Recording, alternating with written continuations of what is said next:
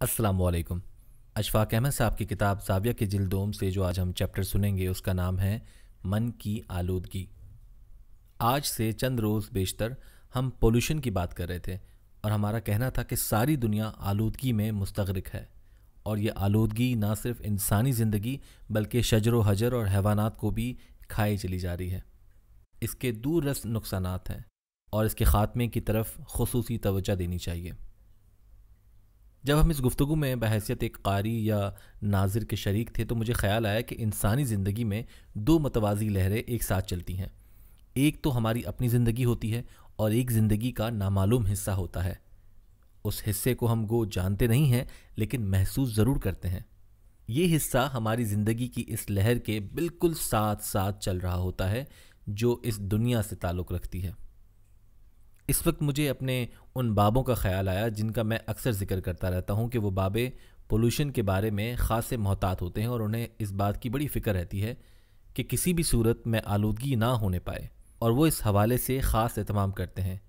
ये international pollution campaign से पहले की बात है जब डेरों पर एक ऐसा वक्त भी आता था कि डेरे का बाबा और इसके खलीफे आलूदगी के ख़िलाफ़ अपने आप को बाकायदा और बतौर ख़ास एहतमाम में मसरूफ़ रखते और आने जाने वालों को इस आलूदगी बाबत आगाह करते थे जो इंसान की अंदरूनी ज़िंदगी से ताल्लुक़ रखती है। उन बाबों का बाहर की पोल्यूशन से ज़्यादा ताल्लुक़ नहीं होता। उन बाबों का ख़्याल है कि जब तक इंसान के अंदर की आलूदगी दूर नहीं होगी बाहर की आलूदगी से छुटकारा हासिल करना मुश्किल है। जब तक इंसान के अंदर की मईशत ठीक नहीं हो जाएगी जब तक इंसान के अंदर की मईशत ठीक नहीं होगी चाहे बाहर से जितने भी कर्ज़े लेते रहें बाहर की मौशी हालत दुरुस्त नहीं हो सकती। इसलिए अंदर की तरफ ज़्यादा तवज्जो देनी चाहिए। उन बाबों का ख़्याल ये था कि जो बड़ा जायज़ ख़्याल था कि हमारी बहुत सी बीमारियां हमारी अंदरूनी आलूदगी से पैदा होती हैं। वो कहा करते थे कि दिल के करीब एक बहुत बड़ा ताकचा है और इस ताकचे के अंदर बहुत गहरे गहरे दराज हैं। इन दराज़ों को निकाल कर औंधा करके साफ़ करने की ज़रूरत है क्योंकि इनमें अरसे दराज से जाले लगे हुए हैं तो कहीं चूहे की मींगे पड़ी हैं और तरह तरह की ख़राबियाँ पैदा हो चुकी हैं। आप ये समझते हैं कि आपके दिल के वॉल्व बंद हो रहे हैं और ज़ाहिर की ज़िंदगी में यही तसव्वुर बढ़ता है। दिल की नालियाँ बंद हो जाने की वजह यही होती है कि उसके इर्द गिर्द आलूदगी जमा हो चुकी होती है और वो ख़तरनाक हद तक जमा हो जाती है और इंसान को इसका पता भी नहीं चलता। इंसान ख़ुद को चंगा भला और ठीक ठाक ख्याल करता है लेकिन दिल के करीब आलूदगी बढ़ती चली जाती है। ख़वातीन व हज़रात, दिल की आलूदगी जानने के लिए तो एक और तरह से झांकने की ज़रूरत होती है। वहाँ निगाह डालने के लिए एक और ज़ाविया नज़र से देखने की ज़रूरत होती है। उन बाबों का ख़्याल है कि नफ़रत की वजह से हेपेटाइटिस बी फैलती है। इस बीमारी का सबब शदीद नफ़रत है। पहले ये बीमारी इतनी नहीं थी। एक वो ज़माना था जब पाकिस्तान नया नया बना था और हम उस वक्त नौजवान थे। हम तब खुशी के साथ घूमते फिरते थे और जब हमें कोई कार बड़ी खूबसूरत लगती थी तो उसको हाथ लगाते थे और बड़े खुश होते थे। हमने माल रोड पर कितनी ही खूबसूरत कारों को हाथ लगाया। हमें तब ये मालूम भी ना था कि जेलस भी हुआ जाता है। अब बर्दाश्त नहीं होता। अब ये कैफियत है कि अब वालिद बेटे और बेटा वालिद से हसद करता है। रुस्तम सोहराब की ताकत शोहरत और उसकी नामवरी से हासिल होता था और दोनों का आपस में टकराव भी होता था और सोहराब अपने सगे बेटे रुस्तम को कत्ल भी करता है। आदमी को पता ही नहीं चलता कि उसकी शदीद नफ़रत खुद उसे ही खाए जा रही है। गो उसने अपने ऊपर अजब तरह का खौल बदनीयती से नहीं चढ़ाया हुआ होता है बल्कि माशरती तकाज़ों की बदौलत ही एक खौल उस पर चढ़ जाता है। बहुत बड़े आर्टिस्ट खुदा बख्शे ज़ोबी होते थे। उनसे एक दफ़ा एक बलोच जागीरदार ने तस्वीर बनाई। जब उन जागीरदार साहब की खिदमत में वो तस्वीर पेश की गई तो उन्होंने कहा कि इसमें तो मेरी शक्ल ही नहीं मिलती, ये तस्वीर मेरी लगती ही नहीं है। वहाँ उनके जो 15-20 हवारी बैठे हुए थे उन्होंने भी कहा, हाँ जी साईं, ये शक्ल तो आपसे मिलती ही नहीं है। अब वो आर्टिस्ट बड़े शर्मिंदा हुए और उनकी तबीयत पर बड़ा बोझ पड़ा। वो तस्वीर वापस ले आए। कराची में उन दिनों उनके फ़नपारों की नुमाइश हुई तो उन्होंने उस नुमाइश में उस तस्वीर के नीचे जागीरदार का नाम मिटाकर चोर लिख दिया। अब उन साहब को भी इस बात की खबर पहुंची और वो अपना मौज़र या तलवार लेकर वहाँ से भागे और उन्होंने आकर वो तस्वीर देखी जिसके नीचे चोर लिखा हुआ था। वो फिर सख्त लहजे में आर्टिस्ट से गोया हुए और कहा कि तुम्हें ऐसी हरकत करने की जुर्रत कैसे हुई। आर्टिस्ट ने कहा, यह आपकी तस्वीर नहीं है और आपने खुद ही कहा था कि मेरी इस तस्वीर से शक्ल नहीं मिलती और आपके हवारियों ने भी यही कहा था कि हुजूर ये आपकी तस्वीर नहीं है। آپ نہ میرے اوپر کوئی کلیم کر سکتے ہیں اور نہ کوئی مقدمہ کر سکتے ہیں۔ جاگیردار صاحب کہنے لگے کہ پکڑو پیسے اور یہ تصویر میرے حوالے کرو، اور 32,000 روپے دے کر بغل میں اپنی تصویر مار کر چلے گئے۔ خواتین و حضرات، انسان کو پتہ ہی نہیں چلتا کہ وہ چور ہے یا سعد ہے، نیک ہے یا بد ہے۔ وہ چاہے جتنی بھی کوشش کرے، اس پر اپنی اصلیت ظاہر نہیں ہوتی، کیونکہ اس کے پاس مراقبے کا کوئی ذریعہ نہیں ہوتا۔ اپنے آپ کو فیس کرنے کے بعد ہی خوبیاں خامیاں عیاں ہوں گی اور انسان اپنی خرابیاں دور کر سکے گا۔ جب آپ کو پتہ چلتا ہے کہ میرے چہرے پر ایک پھنسی ہو گئی ہے تو آپ کو ڈسٹرب کرتی ہے، لیکن جب وجود کے اندر، روح کے اندر کوئی بیماری آ جاتی ہے تو پھر اس کا علم نہیں ہوتا۔ ہماری آپا صالح کہا کرتی تھیں، خدا بخشے انہیں، کہ اشفاق، اللہ نے یہ جو کائنات بنائی ہے اس میں ہر طرح کے انسان ہیں، جھوٹے، بے ایمان، دغاباز، سچے، چور، معصوم، نیک، بھولے، صوفی، درویش، مکار، ہر طرح کے انسان پائے جاتے ہیں۔ اور پھر وہ لمبی فہرست گنوا کر کہتی ہیں کہ خدا کا شکر ہے کہ ان تمام انسانوں میں نہیں ہوں۔ خواتین و حضرات، انہیں یہ پتہ ہی نہیں چلتا تھا کہ انہوں نے جتنی قسمیں گنوائی ہیں وہ ان میں سے باہر جا ہی نہیں سکتی۔ ہمارے بابے ایک بات پر بڑا زور دیا کرتے تھے۔ ان کا فرمان تھا کہ آپ نے دل کے دراز کے مختلف کونوں میں جو گلدستے پھینکے ہوئے ہیں، جو عقیدت کے گلدستے ہیں، انہیں باہر نکال کر پھینکو، کیونکہ ان کی بدبو بڑی شدید ہوتی ہے۔ آپ لوگوں کو پتہ ہے کہ جب گلدستہ پانی میں کافی دیر تک پڑا رہے تو پھر اس کے اندر سے بدبو پیدا ہو جاتی ہے اور وہ بدبو سنبھالی نہیں جاتی ہے۔ بابے کہتے تھے کہ ان بوسیدہ گلدستوں کو نکال کے پھینکنا بہت ضروری ہے۔ اب ہم ان سے جھگڑا کرتے کہ بابا جی، عقیدت کے گلدستوں کو کیسے اور کیوں کر دل سے باہر نکال کے پھینکا جائے؟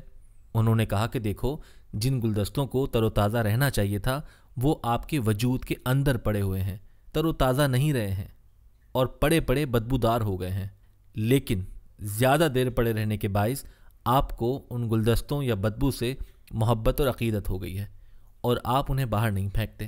جو آپ کی بیرونی زندگی میں ماؤتھ واشز بنتے جائیں گے اور غرارے کرنے کی جتنی بھی دوائیں بنتی جائیں گی، یہ اندر کی بدبو کو ختم نہیں کر سکتی۔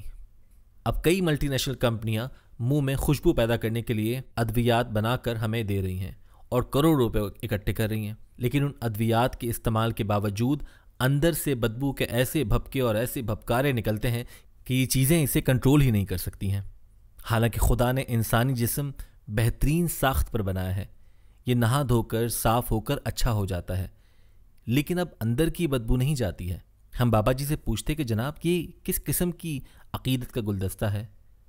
فرمانے لگے، مثال کے طور پر تم نے ایک گلدستہ بڑا سجایا ہوا تھا اور اس گلدستے کا نام مسلمان آپس میں بھائی بھائی ہیں رکھا ہوا تھا۔ اب وہ گل سڑ گیا ہے۔ آپ نے اس بات کو تسلیم نہیں کیا کہ مسلمان بھائی بھائی ہیں، بلکہ اسے صرف دکھانے کے لیے گلدستے کے طور پر رکھا تھا اور اسے ایسے ہی رکھ کر گلنے سڑنے دیا ہے۔ آپ نے گلدستہ لوگوں کے ساتھ اچھی بات کرو بھی رکھا تھا، اب وہ بھی بڑا بڑا بدبودار ہو گیا ہے۔ آپ نے عدل و انصاف کے گلدستے کو بھی خراب کر دیا ہے۔ بابا جی کہا کرتے تھے کہ عقیدت کا جو گلدستہ سب سے زیادہ خراب ہوا ہے وہ بے انصافی ہے۔ انسان نے عدل سے منہ موڑ لیا ہے، حالانکہ انسان اور خاص کر کے مسلمانوں کے سارے نظام کی عدل پر بنیاد ہے۔ ہمیں ہر جگہ عدل کا حکم ہے۔ آپ کسی کی شکل سے نفرت کرتے ہوئے کسی کو انصاف کی فراہمی روکنے کے مجاز نہیں ہیں۔ اسلام کہتا ہے کہ تم کسی سے محبت نہ کرو، اس پر کوئی مواخذہ نہیں ہے، لیکن بے انصافی اور عدل نہ کرنے پر مواخذہ لازم ہے۔ ان گلدستوں کو تر و تازہ کرنے کے لیے باقاعدہ ایک عمل کرنا پڑتا تھا اور بابا جی کے پاس بہت دیر تک رہنا پڑتا تھا۔ کچھ راتیں بسر کرنا پڑتی تھیں، کچھ ایسے محلول بھی پینے پڑتے تھے۔ آپ کو بتاؤں گا کہ گاؤ زبان اور ایک الائچی اس وقت کھانے کو دی جاتی۔ جب نماز تہجد کا وقت شروع ہوتا اور اس کا ایک مفرہ قسم کا قہوہ پینے کو ملتا، ہمیں ڈیرے پر ایک خوشبودار دوا استخدوس کی چائے پلائی جاتی۔ اس کو دماغ کے جالے صاف کرنے والی دوا کہا جاتا تھا۔ سیانوں کا کہنا ہے کہ میوزک کی دھن بنانا سب سے مشکل کام ہے۔ اس میں سب سے مشکل بات یہ ہے کہ یہ ہمارے ہاں لکھا بھی نہیں جاتا۔ میں ایک چھوٹے درجے کا رائٹر ہوں، جو بھی لکھتا ہوں پڑھ سکتا ہوں اور اسے بار بار پڑھ سکتا ہوں، لیکن دھن بنانے والا میری طرح پچھلی دھن کو کاغذ اٹھا کر نہیں دیکھ سکتا ہے۔ اس کے ذہن میں یہ بات رہنی ضروری ہوتی ہے کہ وہ کہاں سے چلا تھا اور اسے پہلی دن کو دوسری تیسری یا آخری کے ساتھ کس طرح جوڑنا ہے۔ ویسے تو اللہ نے آپ کو بہت اچھا اور خوبصورت ذہن دیا ہے، اس میں آلودگی نہیں ہے، لیکن اگر آپ کا دل چاہے کہ آپ اندر کی صفائی کریں اور اس عمل میں سے گزریں تو آپ کو ایک بہت بڑی مشکل پیش آئے گی، اور آپ کو لگے گا کہ صفائی ہو رہی ہے، لیکن ایسا ہو نہیں رہا ہوگا، بلکہ صفائی کے عمل میں ذرا سی کوتاہی سے اس میں اور آلودگی شامل ہو جائے گی۔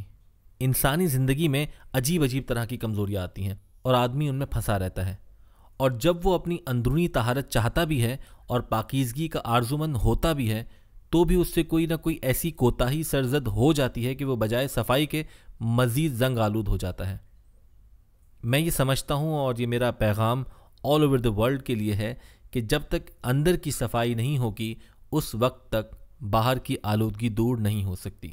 آپ روز شکایت کرتے ہیں اور آپ آئے روز لیٹر ٹو دا ایڈیٹر لکھتے ہیں کہ جی دیکھیں ہمارے گھر کے آگے گندگی پڑی ہوئی ہے یا ہمارے محلے میں گندگی ہے، اور دل سے یہ آپ کی آرزو نہیں ہوتی کہ صفائی ہو۔ آپ نے اپنے اندر ابھی تک یہ طے ہی نہیں کیا کہ آپ نے اب صفائی کرنی ہے۔ یہ بات اس وقت طے ہوگی جب آپ کو پاکیزگی اور صفائی سے محبت ہوگی اور آپ نقلی خوشبوؤں کے سہارے زندگی بسر کرنے کی بجائے اندر کی آلودگی ختم کر دینے کا سوچیں۔ آپ نے بہت سنا ہوگا کہ پاکیزہ لوگوں کے بدن کی خوشبو ایسی مفرح اور مسحور کن ہوتی ہے کہ ان کے قریب بیٹھنے سے بہت ساری آلودگیاں دور ہو جاتی ہیں، چاہے انہوں نے کوئی خوشبو عطر نہ لگایا ہو۔ آپ بابوں کا طریقہ کار اختیار کریں یا نہ کریں، لیکن انہوں نے روح کی صفائی کے لیے جو ترکیبیں بنائی ہوئی ہیں ان کو آپ اپنا سکتے ہیں، اور ان کو اپنائے جانے کے بعد لوگوں کو بڑی آسانیاں عطا کی جا سکتی ہیں۔ اور پی ٹی وی کی طرف سے ہر ہفتے ایک ہی دعا ہوتی ہے کہ اللہ آپ کو آسانیاں عطا فرمائے اور آسانیاں تقسیم کرنے کا شرف عطا فرمائے۔ اللہ حافظ۔